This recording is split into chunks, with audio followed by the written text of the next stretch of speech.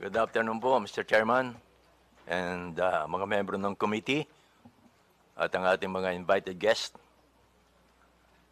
Kanina po nanonood ako doon sa loob ng hearing ho ninyo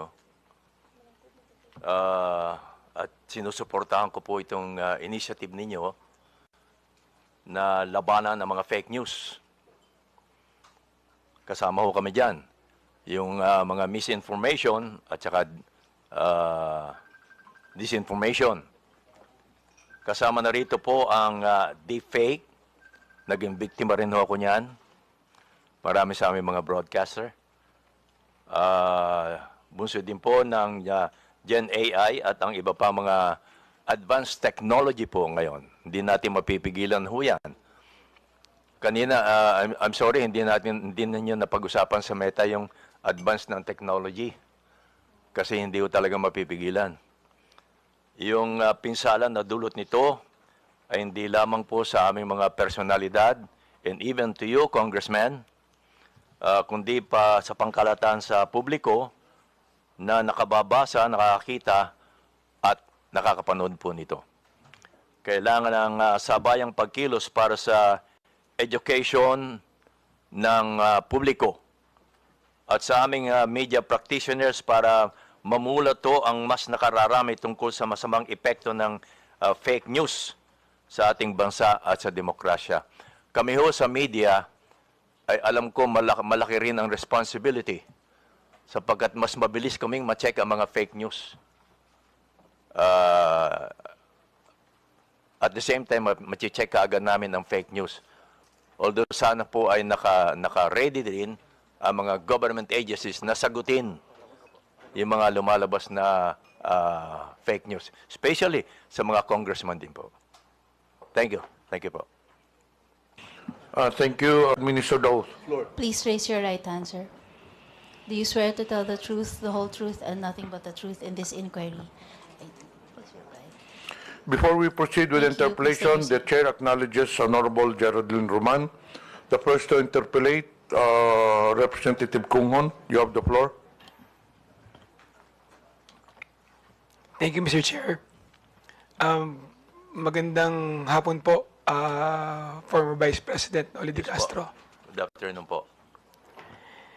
Gaya nga po ng sabi ng ating chairman, ni Kong Johnny Pimentel, ang peking balita ay walang sinasanto. Lahat nabibiktima, lahat pwedeng maapektuhan.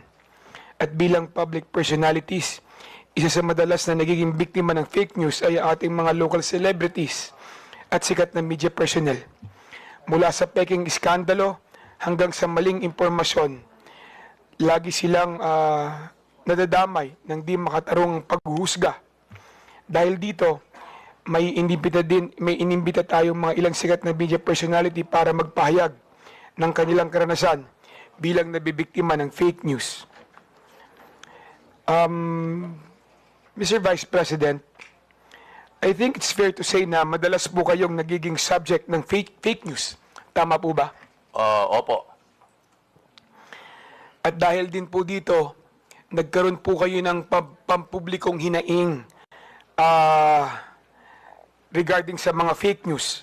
Lalong-lalo na nung nakaraang linggo. Tama po ba? Opo, opo. At base sa preliminary research na isinagawa po natin, isa sa mga peking balita na kumakalat tungkol sa iyo ay ang nausong quote card na pagkatapos na pagka-aresto ng dating Presidente Rodrigo Duterte, kung saan sinabi mo daw na the former President Rodrigo Duterte, Tatay Digong, did not start the war to kill. He started, nasa ano po yan, meron po tayong, pwede po bang pakilabas? Yan po ba? Tama po ba, ito yung isa sa mga code card na bigay po sa inyong kaalaman na peke na sinabi niyo raw po ba? Sinabi niyo raw po, tama po ba? Medyo hindi yata ho masyadong malinaw ho ito, Mr. Chairman, tungkol dito. Ang nakalagay po doon, sir, is former President Rodrigo Duterte did not start the war to kill. Okay. He started to save lives. He gave drug addicts a chance to change, to surrender, to choose a better life. But many refused. They kept using, kept selling, kept killing innocent people. So what a leader should do? Let criminals destroy families or take actions to stop them. One addict lost is tragic, but thousands of innocent lives saved, that is justice. Duterte made the streets safe. Yan po yung mga nakalagay sa quote card na na-attribute po sa inyo. Opo. Pero hindi ho lahat totoo eh. Kaya kami ho, fortunately, kami sa media, sa mga broadcaster, nakokorek agad ho namin on the air. On the air. Once na lumabas yung fake news, nakokorek agad namin. In my case, meron po akong IG na ginagawang ko kagad doon ng word na malaki na in bold letter na fake. Tapos nakikiusap po ako sa aking mga kaibigan na may Facebook din, may IG, and other form na ipakalat naman nila na yung lumabas na ba na news item ay fake. Yun ang mga ginagawa ko para mabilis na nakakakalat yung information na that item ay fake. Thank you, Mr. Vice President. Mr. Vice President, nakikita niyo po ba yung nakalagay sa screen natin ngayon? Opo. Ito po ay galing kay ito po ay pinost, no? Ni JM, di ko alam kung paano i-pronounce itong Almine o Almine o Almine. Ayan, JM Almine. Nakalagay po dito, sabi niyo raw po na di ko binoto si PRRD dahil gustong-gusto ko talaga si VP Lenny. Aha. Familiar po ba kayo sa napabalita ang sinabi niyo daw po? Opo. Alam ko ho, fake ito. Kaya gumawa kaagad ho ako ng version ko at nilagyan ko ho ng in bold letter na fake. Mr. Vice President, kilala niyo po ba si JM Almine? Hindi po. Hindi ko po siya kilala. Sinubukan niyo po bang kilalanin kung sino yung nag-post nito? Hindi na po dahil baka mamaya hindi tunay na tao ito eh. Uso ho ngayon yun. Ano po ang naging reaksyon niyo na nakita niyo yung post na ito? Well, sanay na ho ako sa mga lumalabas na ganito eh. So ang first reaction ko ay gumawa ng paraan para may pakalat ko na fake nga ito. Lagyan ng bold letter na fake. Kuminsan no, ginagawa ko pa ay naka-flash yung fake. At makiusap sa mga kakilala ko na may mga Facebook, IG at iba pa, na ipakalat din nila para marami po makabasa. Nung nakita niyo po ito, ano po yung personal na naramdaman ninyo? Dahil karamihan po sa nakabasa nito, naniniwala na sinabi niyo raw po ito. Well, of course, ang iba maniniwala ho, lalo na kung hindi ako kilala. Pero sa newscast, nako-correct naman ho namin ito eh. Itong ganito. Kaya madali lang ho eh. Hindi ho ako masyadong naapektuhan kapag ganito. Maswerte lang ho kami dahil mga broadcaster ho kami. But kung pag-uusapan ho yung pangkaraniwan tao, yun ang madaling maapektuhan. At wala silang means, wala silang source para makorek agad yung lumabas na fake news. Mr. Vice President, pagkatapos po kumalat itong mga fake na quote card na ito, madaming organisasyon ang nag-post at nag-fact check din ng balita na ito. Alam niyo ba kung ano-ano yung mga organisasyon na ito tulad ng ABS-CBN Fact Check, Opo, meron po Verifies, kami ganon. etc.? Opo, meron po kami ganon. Ang ABS-CBN may fact check at inilalabas po namin yan sa TV Patrol. Yung mga fina-fact check po namin. Sa inyong personal na opinion po, Mr. Vice President, nakakatulong ba sa pagtigil at pagkalat ng fake news ang pagpa-fact check ng ABS-CBN, Rappler, Verifies? Nakakatulong po ba ito? Well, nakakatulong ho, pero hindi ko alam kung ilang porsyentong na itutulong nito. Pero nakakatulong ho. Thank you. Definitely. Thank you. Sir, isa na naman pong balita na kumalat sa inyo ay yung pagkakadulas ninyo. Naalala niyo po ba ito noong 2021? Dadulas. Meron pong fake news na kumalat noon, yung pagkakadulas ninyo, pagkakoma at pagkamatay umano. Opo. Noong October 26, 2021. Opo. Naalala niyo po ba ito? Opo. Kung saan kayo po ay nag-post katabi ng inyong koi pond ng magandang umaga bayan, pagpalain sana po ng Diyos ang inyong umaga, mga kabayan. Naalala niyo po ba yan? Opo. Kasunod po nito, yan po yun, kabayan, nasa screen po natin.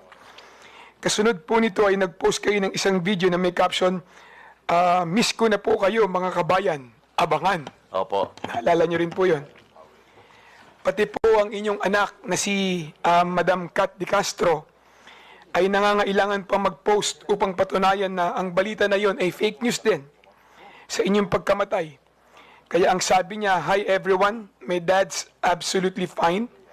We just had dinner." Ang post ni Madam Kat De Castro. Opo. Ano po ang inyong reaksyon nung nakita niyo na may kumalat na kayo ay pumanaw na? Well, sabi nga ho nila, kapag kayo nabalita na patay na kayo, eh masahaba ang buhay nyo. But isa pa ho, sabi ho namin kami mga personalities, bad news or good news ay publicity pa rin ho. Kaya kung may ganyan, ay pag-uusapan pa rin kayo. Pero may mga news naman na medyo masakit na. Lalo kung affected ang ating bansa, Kung ako lang, okay lang 'yon. Pero pag affected na ho ang bansa, iba na 'yon. Mr. Vice President, yung mga tao sa paligid nyo, yung pamilya nyo, naapektuhan ba sa fake news na ito? Medyo ho, mas una silang naapektuhan kapag may mga fake news na involvo ako. Naniwala ba sila agad nung nakita nila yung balita na yan? Ay hindi ho, dahil alam mo naman nila ang nangyayari ho sa akin. Kaya hindi sila naniniwala kaagad. Kaya lang, nagwo-worry lang sila.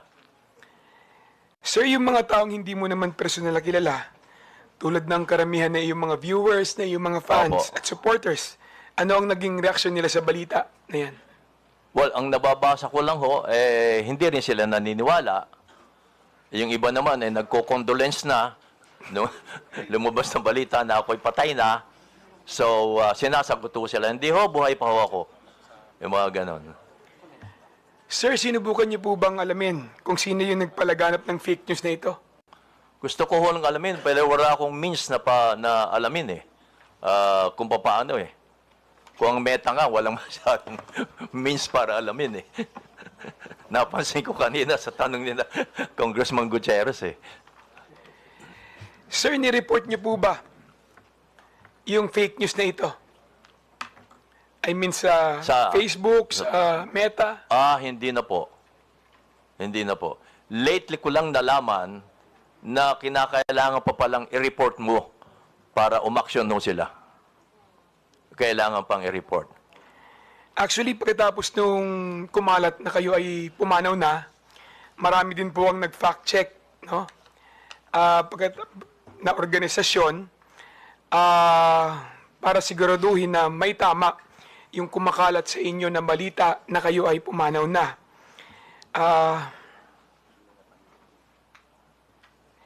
Paano naman po yung mga social media website, no, Mr. Vice President, kung saan kumalat yung mga post na ito?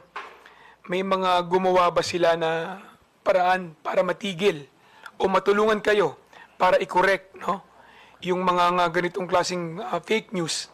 Meron po bang mga tumulong na mga website? May mga tumulong po bang mga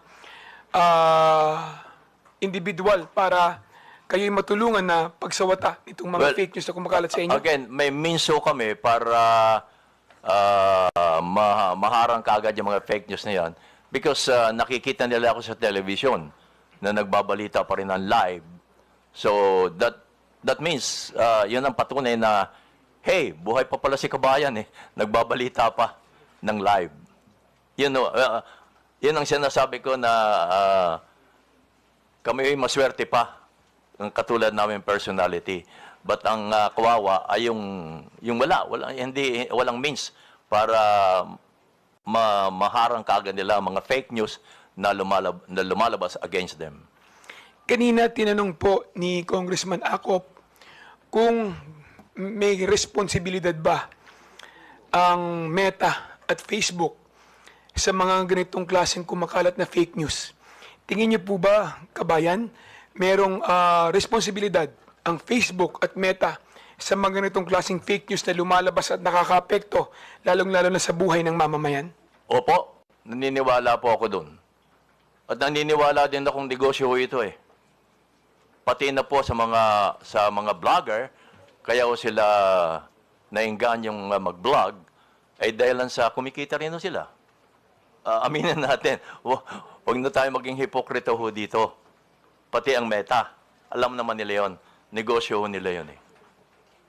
So, tingin niyo po, hindi lang sa content creator o nag-post ang sole responsibility pagdating din po sa mga post na pinopost nila, pati rin po ang Meta. Opo. Meron tingin niyo, meron din pong responsibilidad Yes patungkol po. sa mga post na ilalagay sa kanilang platform. Mahalaga po yon. Dahil sila ang means eh, para may pakalat yon eh. Wala namang iba. Sila rin kung Facebook, kalimbawa, Facebook lang ang magpapakalat niya, wala nang iba. Facebook to Facebook, yung may mga Facebook. So, naniniwala ako na ang Meta ay malaki ang responsibilidad. Thank you, Mr. Chair. Re-reserve ko po yung aking mga katanungan sa susunod na round. Thank you, Mr. Chair. Thank you. Maraming salamat, Mr. Vice Are there President. any other members who would like to ask questions to the former Vice President De Castro? I understand Honorable Roman is inclined to ask questions.